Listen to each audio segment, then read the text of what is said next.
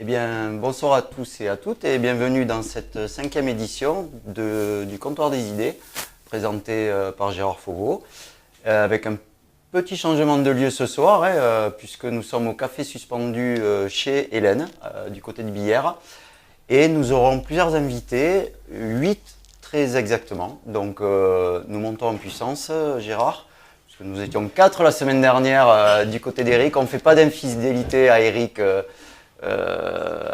Là-bas du côté de la rue Bernadotte, mais c'est avec grand plaisir que nous sommes donc chez Hélène ce soir dans le cadre de l'association ESS, qui est donc ESS Économie Sociale et Solidaire, qui est une association initiée par la mairie de Billère et qui œuvre pour l'intérêt général. Voilà, l'ESS qui réunit exactement 12 associations. Et parmi ces associations, Hélène au Café Suspendu, qui est un café associatif et solidaire et qui réunit pas mal de ces associations. Hélène, bonsoir. Bonsoir. Et merci de nous présenter le Café Suspendu. Oui, avec plaisir. Donc, comme vous le disiez, le Café Suspendu est un café associatif qui fait partie donc, de ce collectif ESS, mais qui avant ça a cheminé un petit peu seul. Il existe depuis 2014 sur Billère. On a eu un changement de lieu entre 2014 et 2016.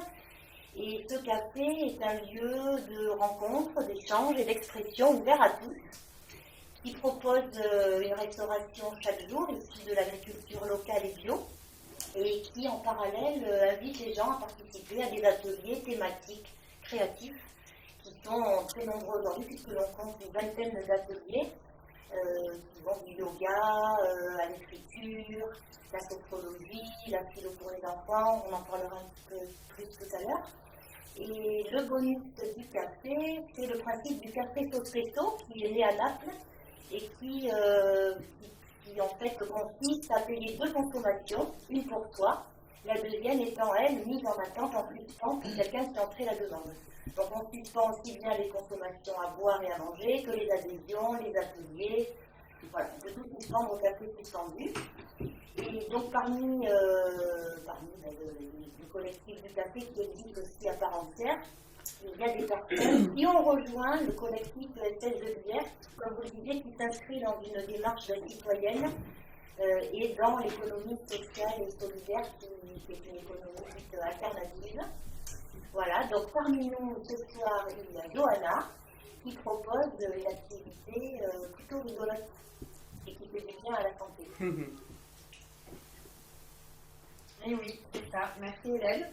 Mais moi, j'ai rejoint le collectif de l'économie sociale et solidaire par son intermédiaire, en étant ici au café et en ayant la possibilité de discuter avec toi sur des projets faisant du lien. Et moi, ma proposition au sein de ce collectif aujourd'hui, c'est de diffuser la bonne humeur et de se rencontrer autour du rire. Voilà, donc c'est une pratique que j'ai découverte il y a quelques temps maintenant. C'est un docteur indien qui a développé cette proposition-là avec sa femme qui, elle, était professeure de yoga. Et tous les deux, ils ont mis en place des méthodes de rire avec des exercices de rire. Donc aujourd'hui, qu'est-ce que je peux en dire? C'est que c'est accessible à tout le monde. Toute personne peut venir s'exercer à rire, parce qu'en fait, la majorité des adultes ont perdu la spontanéité. Toi qui rencontres souvent des enfants, tu le vois aussi, hein, donc les enfants rient en moyenne 20 fois plus qu'un adulte. Donc rire ensemble, c'est activer sa bonne humeur, réfléchir à rester positif en fait ensemble. Et il y a aussi une philosophie dans le yoga du rire. Et la phrase que j'avais envie de partager ce soir, c'est que en fait, ça qui rejoint pour moi aussi le collectif, c'est que rire individuellement et rire en collectif, ça ne porte pas les mêmes valeurs. C'est-à-dire que rire pour toi, ok, on se fait du bien, on va regarder des histoires drôles, ou en tout cas, on a plaisir à avoir le sourire ou à voir quelqu'un sourire. Mais quand on est en collectif, il y a une diffusion beaucoup plus grande, et l'idée, c'est de maintenir en fait une cohésion par le rire, et d'amener plus de paix aussi entre les personnes. Voilà ce que je peux vous dire. Et pas trop de gêne de la part du public pour s'exprimer librement au départ ou c'est un petit peu compliqué, non, de rire en public comme ça pas pour moi, hein, mais... Ok, Il peut y avoir quelques blocages ou pas? alors, effectivement, comme dans toute pratique de bien-être, on s'exerce, on a un peu perdu l'habitude. Donc, ça peut être un petit peu difficile de rire spontanément.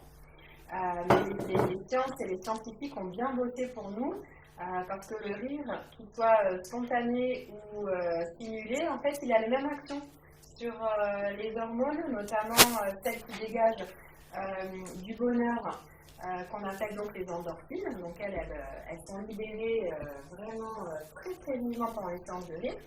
Et les hormones du stress, le cortisol, elles redescendent et elles sont moins sécrétées pendant nos séances. Donc au début, un peu, mais ça passe vite. Ok, mais Christine, Oui, je vais te passer la parole. eh bien oui, tu vas parler de philosophie, allons-y. Donc, moi c'est Christine, je fais partie donc de l'ESS depuis 1 an, par l'intermédiaire d'Hélène, au niveau du café. Et donc, moi j'anime des ateliers de philosophie pour enfants. Alors, pourquoi ces ateliers? Bon, c'est une vieille histoire, je vais essayer de résumer. En fait, ces ateliers, l'objectif principal, c'est d'amener les enfants à penser, à argumenter, à mouliner. Moi, mon terme, c'est mouliner par eux-mêmes, dès leur plus jeune âge. Voilà, à prendre du recul. C'est surtout à se questionner, en fait. Parce que pour moi, la question, ça ouvre, ça ouvre des possibles. Donc c'est ça l'important. Comment ça se passe? Ça se passe tout simplement, voilà. C'est des ateliers qui durent entre une demi-heure et 1 heure en fonction de l'âge des enfants. Et puis on choisit un thème, tout simplement, un questionnement, une notion. Et puis on cherche tous ensemble, on mouline. Comme je dis, quand je vois un enfant qui réfléchit, j'ai gagné. C'est bon, j'ai fait mon job. C'est ça. C'est un petit peu comme quand toi tu vois, je suppose, les gens rire. C'est merveilleux. Ah oui, c'est beau. Voilà, ok. Ma participation, dans ces ateliers, c'est d'être le plus neutre possible. Je ne suis pas là pour amener un savoir, je suis juste là pour poser les questions, pour rassurer les enfants et pour distribuer la parole. C'est merveilleux, c'est tout ce que je peux dire. C'est vraiment... Les enfants sont très créatifs. Il y a quelques règles, oui, il y a quand même quelques règles. La règle, oui, il y a quand même quelques règles. Il y a toujours des règles qui viennent un petit peu là, mais des fois la règle est importante. Bon, on va pas philosopher ce soir, on n'est pas là pour ça. La règle est nécessaire. Qu'est-ce qu'une règle? Allez, on y va. Voilà. Donc la principale règle, c'est on a le droit de tout dire. Oui, de tout dire. On a le droit de tout dire. La seule condition, c'est qu'on essaye de l'argumenter. Et si on n'y arrive pas, on se fait aider des copains. C'est pour ça que c'est important. Ça travaille la coopération, le vivre ensemble. Donc là, on se retrouve dans l'économie sociale et solidaire, tout ce qui est solidaire, la coopération et tout. Voilà. J'espère que j'ai résumé simplement, parce que c'est simple. Voilà. Si vous avez des questions. Oui, Christine. Oui. Pourquoi que les enfants? Les adultes moulinent pas ou... Ah, très très bonne question. Pourquoi que les enfants? Alors, la philo pour les adultes, ça se fait, c'est pas nouveau. Moi, j'ai choisi les enfants. C'était ma petite part colibri dans le sens que les enfants sont les futurs citoyens. Et plus jeunes, plus ils apprennent à raisonner jeunes, plus ils deviendront des citoyens confiants en fait. Et puis il n'y a pas encore l'ego, mais là ce serait un autre sujet. L'ego n'est encore pas complètement consolidé. Voilà. Et bien maintenant on va passer dans un autre univers, mais qui est proche des enfants aussi. Je vais passer la parole à Angelica, qui est à côté de moi. Angelica. Merci Christine. Et je t'ai rejoint parce que finalement je ne fais pas la philosophie avec les enfants, sinon je travaille avec les adultes. Je suis coach, je fais coaching individuel et coaching d'équipe.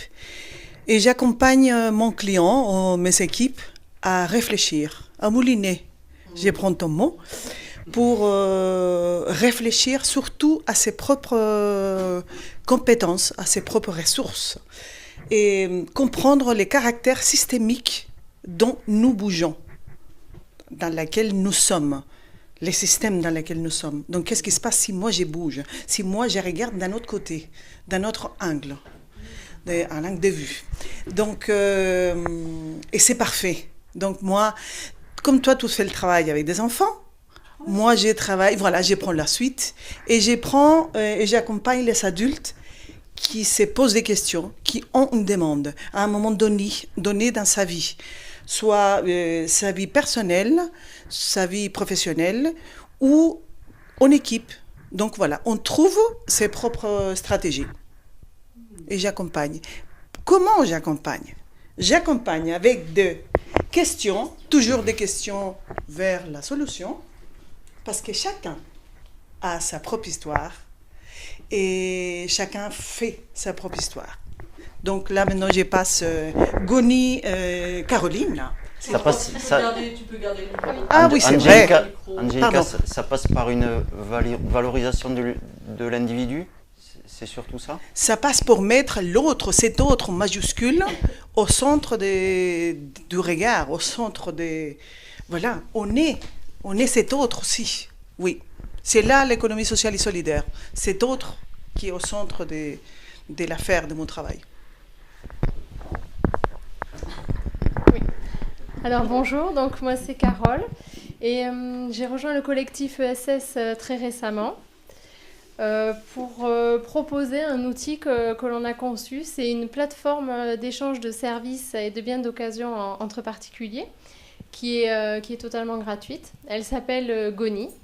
Voilà, l'objectif de Goni, c'est de renforcer le lien social dans les quartiers, dans les villages, dans les villes, en proposant aux gens des services de proximité sans argent. C'est-à-dire qu'ils peuvent les acquérir avec la monnaie collaborative mise en place, qui est le Goni. Ça permet à tous de pouvoir acquérir des services ou des objets dont ils peuvent avoir besoin, sans débourser au porte-monnaie parce qu'ils n'ont pas forcément. Et ça remet du lien dans le quartier, c'est-à-dire que chacun se sent valorisé, il peut proposer tout type de service, c'est-à-dire aider son voisin à porter un meuble, aider à faire du jardin, garder les enfants. Tout le monde en est capable et tout le monde a le droit et la possibilité d'avoir accès à ces services parce qu'ils sont tous au même niveau, ils sont tous à 10 gonis de l'heure. Voilà. Donc ça, c'est vraiment nous ce qui nous tient à cœur. Et ce qui nous tient à cœur aussi, c'est la valorisation de l'humain. C'est-à-dire qu'en plus de proposer des services à tous, les gens, en fait, sont récompensés. Plus ils donnent de leur temps, plus ils donnent des services de qualité avec le sourire. La plateforme va alors les gratifier en leur donnant non plus 10 gonis de l'heure, mais 20 ou 30. Voilà le principe, c'est-à-dire recréer du lien dans la bonne humeur en se rendant service et en se rapprochant les uns des autres. On revient à un monde sans argent, c'est fabuleux.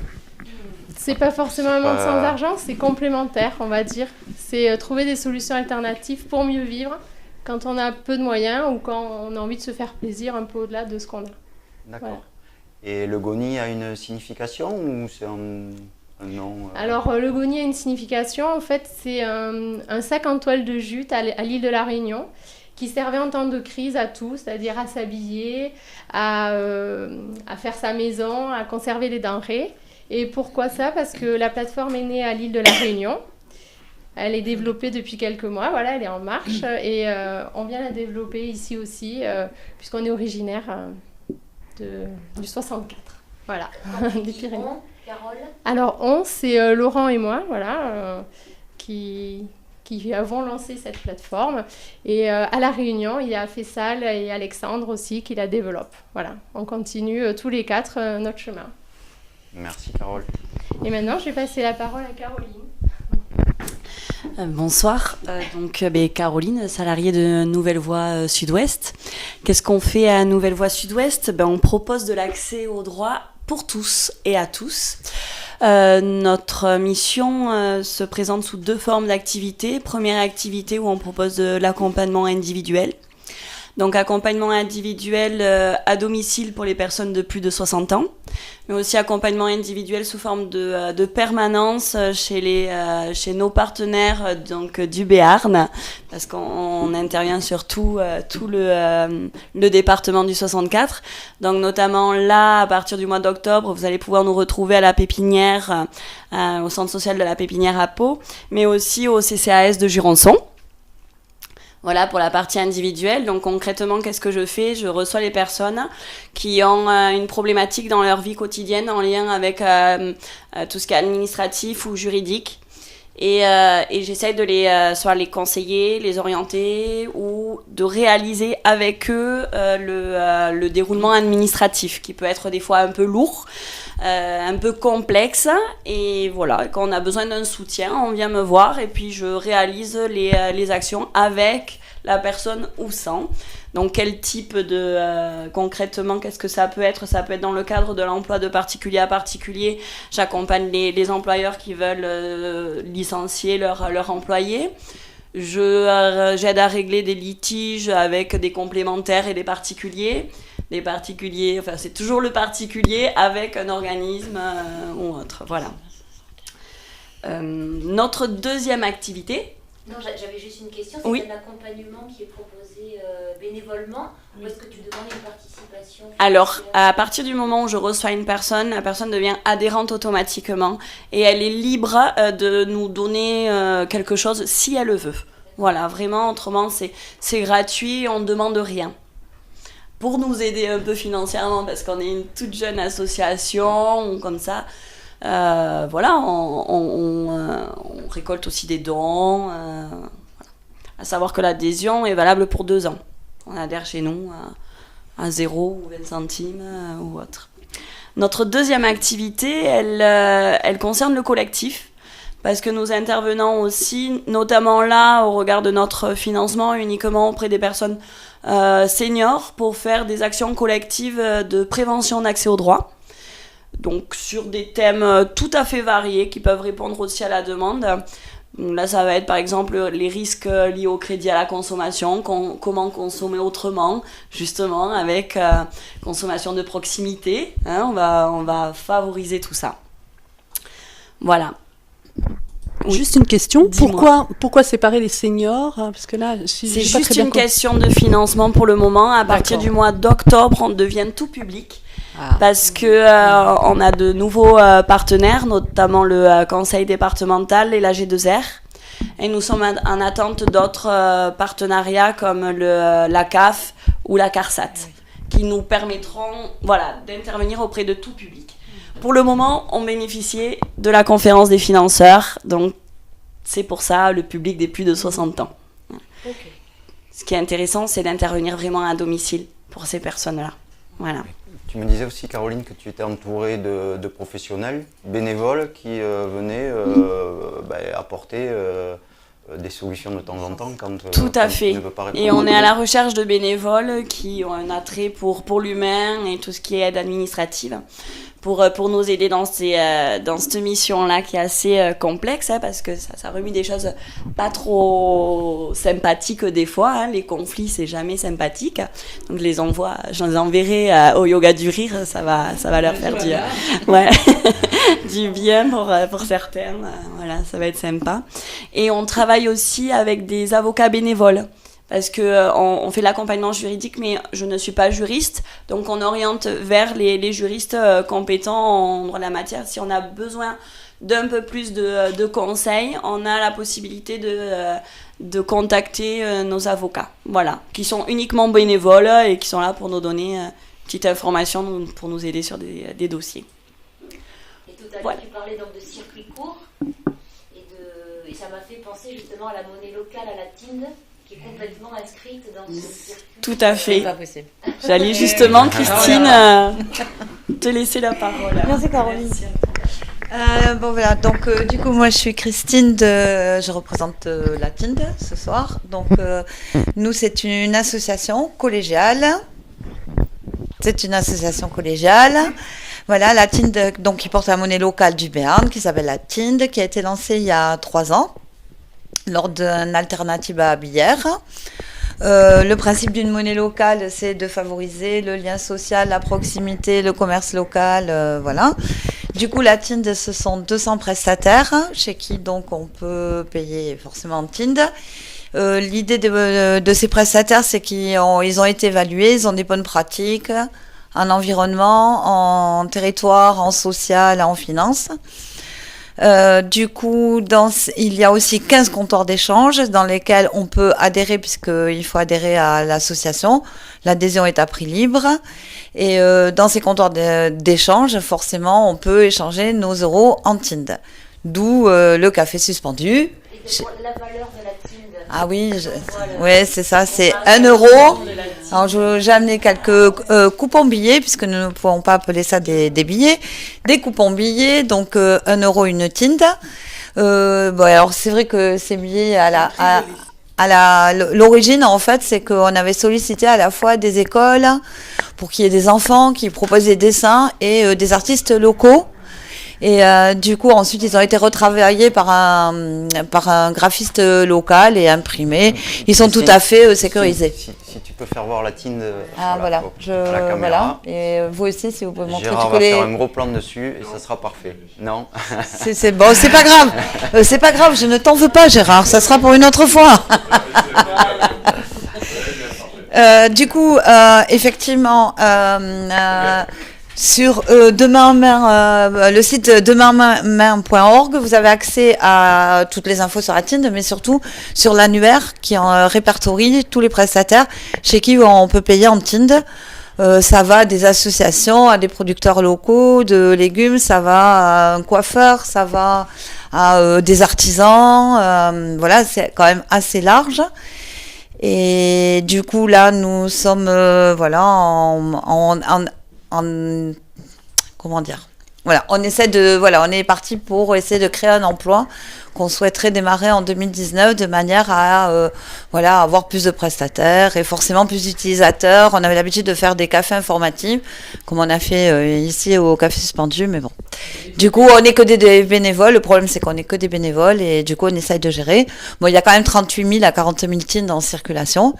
Et voilà. Et donc, ce qu'il faut que vous sachiez aussi, c'est que ça a double utilité quand même, une monnaie locale. Donc, non seulement la monnaie, elle reste sur le territoire, mais ensuite, avec les euros qui ont été changés, donc nous, on les a sur un fonds de garantie. Et l'idée, c'est de travailler avec une banque locale pour essayer de co-financer des projets locaux. Voilà, du coup, le fait de payer en monnaie locale, ça a quand même double intérêt, double impact sur le territoire quand même. Et si toutefois on devait passer de l'euro, de la TIND, pardon, à l'euro? Alors, un utilisateur ne peut pas ne peut pas reconvertir ses TIND en euros. C'était ça ta question? Ah oui, voilà. Donc un utilisateur ne peut pas rechanger ses TIND en euros, mais bon, on suppose que voilà, il y en a pas beaucoup. Il faut qu'il les dépense et c'est quand même facile de les dépenser, ou il y met de la mauvaise volonté au bout d'un moment. Et du coup, par contre, effectivement, un prestataire, donc l'idée, c'est que le prestataire trouve des fournisseurs locaux pour qu'effectivement ça circule sur le territoire, mais sinon, il y a une reconversion de 2%. Du coup, qui reste donc à l'association, justement, et qui aussi permet de la faire vivre, et toujours pareil, de cofinancer des projets locaux, puisque pour l'instant, nous ne sommes que des bénévoles. Donc en fait, il faut généralement avoir l'appoint. Ah oui, alors aussi pour l'appoint pour payer, effectivement, on ne peut pas donner, on n'a pas des centimes forcément, puisque ça c'est impossible. Du coup, il faut payer le complément en centimes d'euros, si c'est des centimes. Voilà. D'accord. Mais on ne peut pas rendre non plus, un prestataire ne peut pas rendre la monnaie en TIND. Voilà, concrètement. Voilà. C'est une monnaie que l'on peut venir échanger ici au café. Oui. Il y a plusieurs. Oui, il y a 15 comptoirs d'échange en fait. De mémoire, je ne les ai pas tous, mais il y a la brasserie Bernaise, il y a. Non, j'ai Empreinte Nomade, voilà, il faut chercher sur le site demainmain.org, prestataire et comptoir d'échange. Voilà, et donc la TIND s'inscrit dans la transition écologique et sociale et fait sa petite part du colibri là-dedans. Je pensais qu'elles n'allaient pas te laisser la parole, Sébastien. Oui, j'allais intervenir parce que c'est dans minorité.